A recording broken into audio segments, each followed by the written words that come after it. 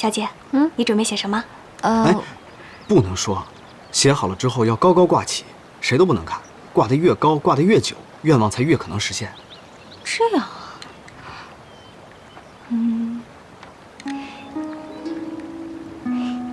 愿陆大哥早日成为大将军。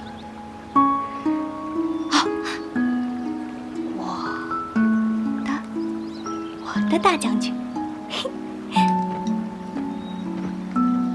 你转过去。我不看。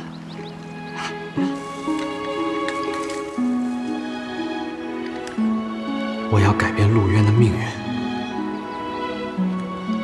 他会和我许一样的愿望吗？